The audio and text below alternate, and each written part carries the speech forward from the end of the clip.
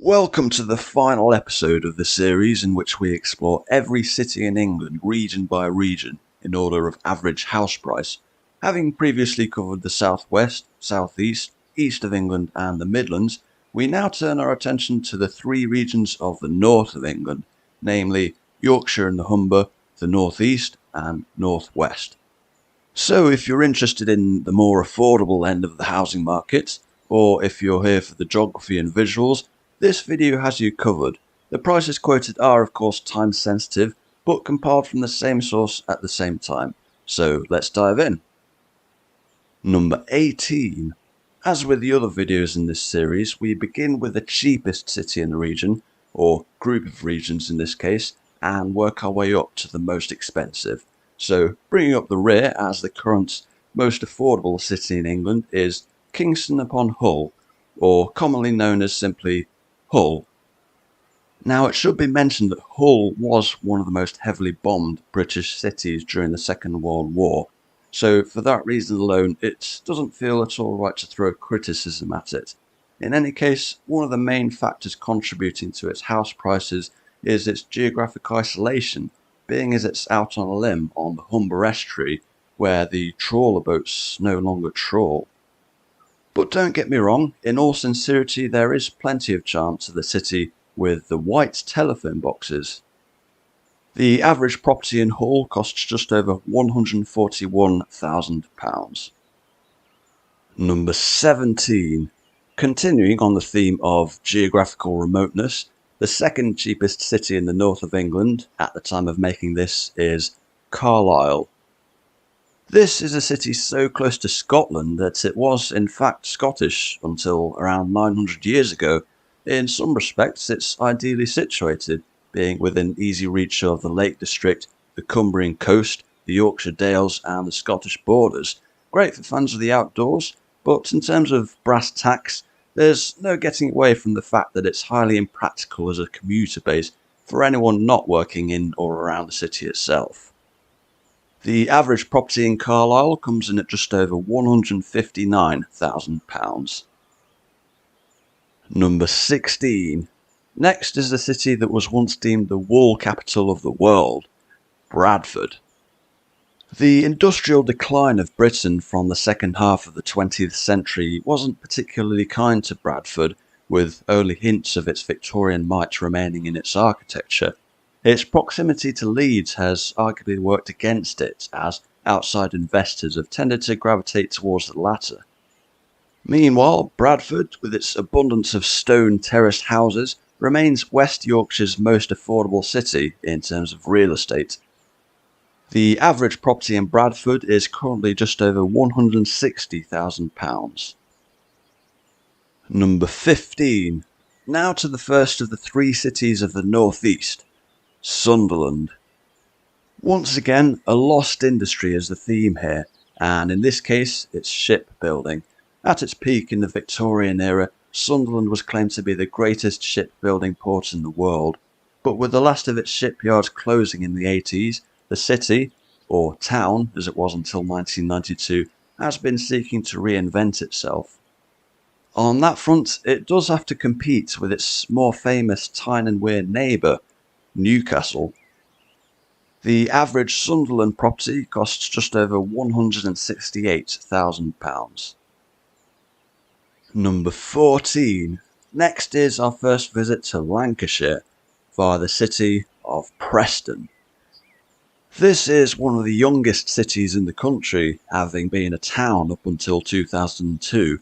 Preston played a key role in the Industrial Revolution, what with being the birthplace of Richard Arkwright, whose invention of the water frame in the 1760s transformed the country, and to this day accounts for the ubiquitous old textile mills seen all over the north.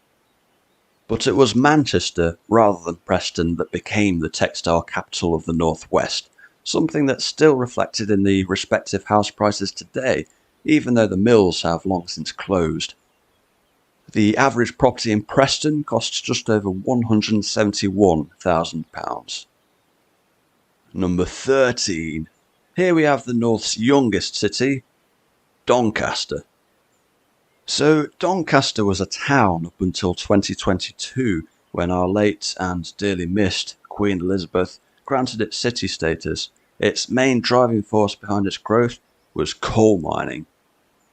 In common with other settlements of South Yorkshire, the collieries in the vicinity of Doncaster fed coal down the canals and navigable rivers straight to Sheffield and Scunthorpe for use in the iron and steel foundries. As for the Doncaster of today, it does have favourable train links, being right on the East Coast Main Line, which runs between London King's Cross and Edinburgh. But in terms of reinventing itself in the post-industrial age, it is nevertheless playing catch-up with its neighbour, Sheffield. On average, a property in Doncaster costs just over £180,000. Number 12. Next, we have one of the oldest cities in the north, the city of Durham. It may come as a surprise that one of the country's most photogenic cities is also one of its cheapest, known for its ancient castle and cathedral, both partially enclosed by a meander of the River Wear, as well as being home to one of the oldest universities in the country. Durham has plenty to offer for visitors. But we're looking at livability here, and while it does have direct train links to London and Edinburgh, there's no denying the sheer distance from the other major cities besides Newcastle and Sunderland. The average Durham property comes in at just over £196,000. Number 11. And now a city that's known the world over, thanks in part to a certain 60s rock band, Liverpool. Aside from its music, including, but certainly not limited to, the Beatles, Liverpool is also known for being once one of the largest ports in the world. In the pre-aviation era, it was a major gateway for transatlantic immigration to America. This is reflected in the grand early 20th century architecture of Pier Head. But fast forward to today, and aeroplanes have necessitated Liverpool's reinvention, and while it's proving popular with tourists, its coastal location leaves it somewhat cut off from the rest of the country, with the obvious exceptions of Manchester, North Wales, and of course Ireland, with which it shares a special bond due to the aid it provided to Irish immigrants during the potato famine of the 19th century. The average property in Liverpool is currently just over £206,000. Number 10. Staying in the northwest, we have a historic city with strong royal connections, Lancaster. Whilst Lancaster has an extensive history, as is clearly apparent from its medieval castle, it didn't gain city status until 1937. In some respects, it's similar to Carlisle in that it's a convenient distance from the Lake District, the Cumbrian coast and the Yorkshire Dales, but less so for major urban areas, making it a little impractical from a commuter standpoint. The average property in Lancaster costs just over £207,000. Number 9. Now to our third and final visit to the northeast region via the city of Newcastle upon Tyne. England's most northerly city has a long-standing association with the coal industry. In 1530, a royal act granted Newcastle a monopoly on the shipment of coal from the Tyneside area down the North Sea.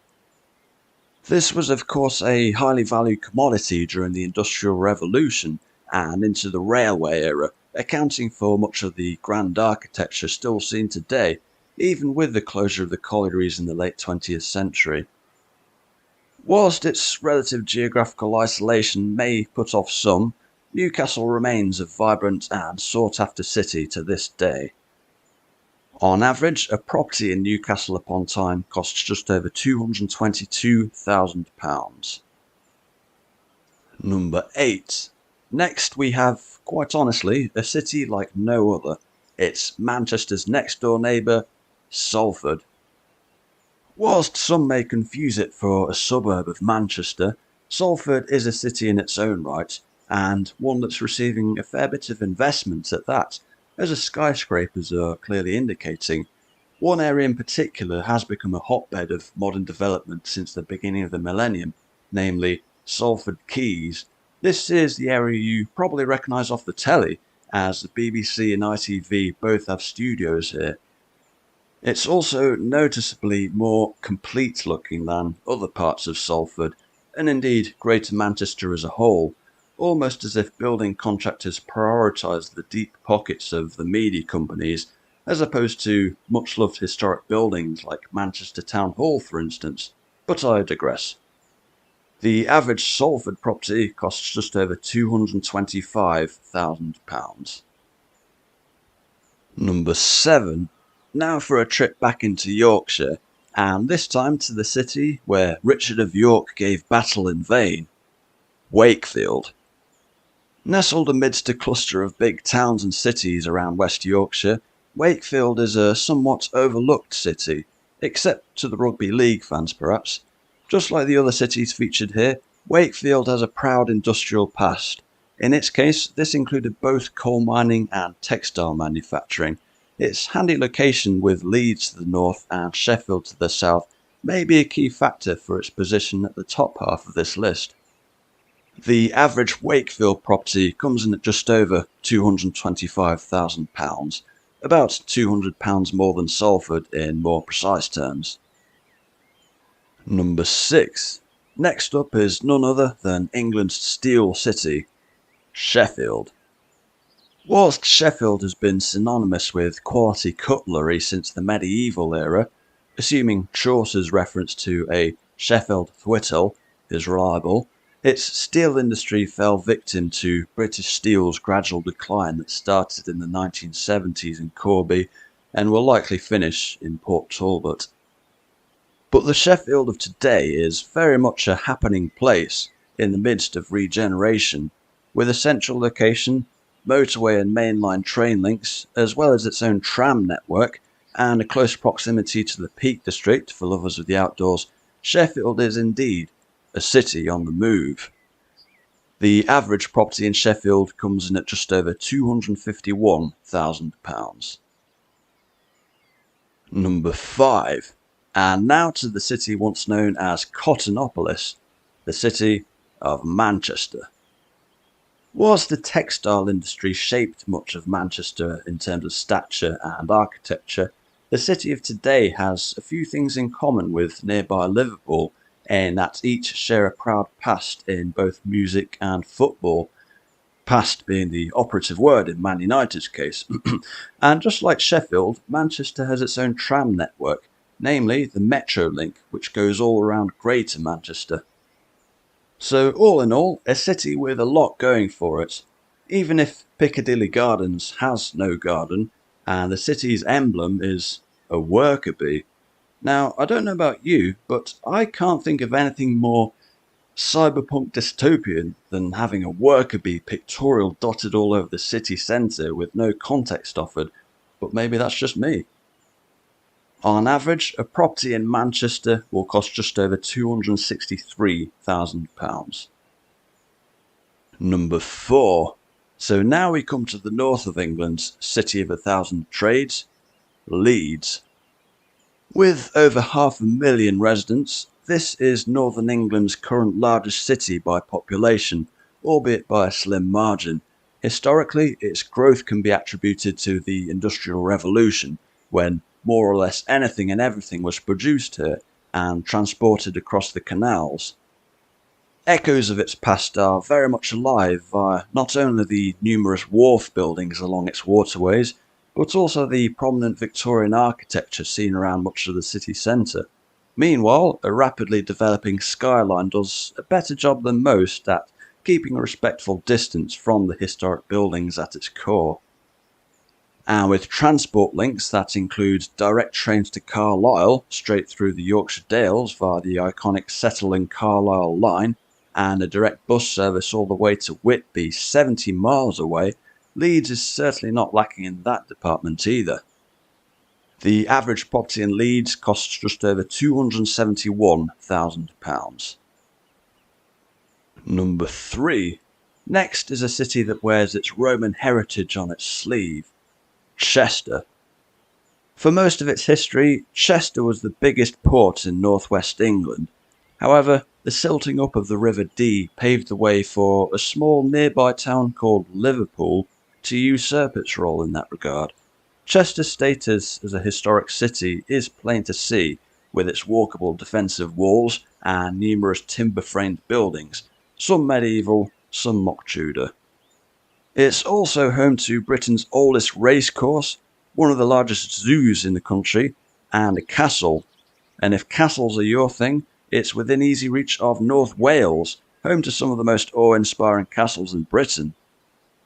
The average property in Chester costs just over £298,000, making it the first entry of this list to exceed the average UK house price, according to the Office for National Statistics. Number 2. The runner-up spot goes to the smallest city in the north, the city of Ripon. Being home to a little over 16,000 residents, this cathedral city is something of an anomaly. Its compact size means there's certainly no glut of housing, keeping prices higher than others in its vicinity due to the laws of supply and demand. It's also very easy on the eye due to a distinct lack of modern development, and in the vicinity are the Yorkshire Dales just to the west and the North York Moors to the east.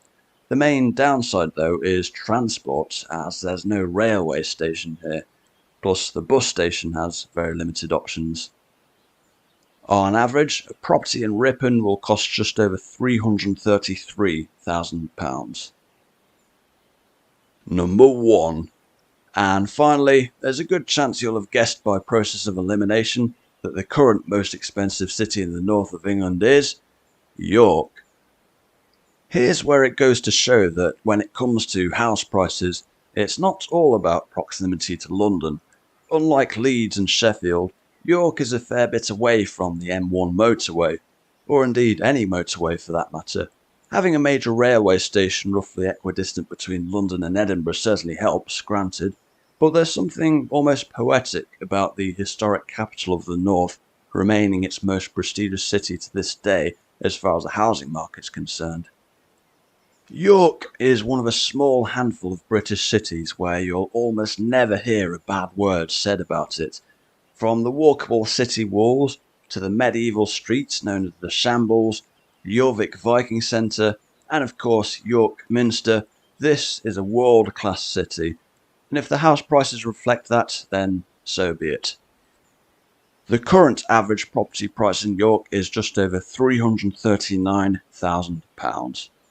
Thus concluding this guide to the cities of the north of England, and indeed the entire series covering every single English city. If you'd like to check out the other regions featured, follow the link on the screen now. Thanks for watching and have a great day.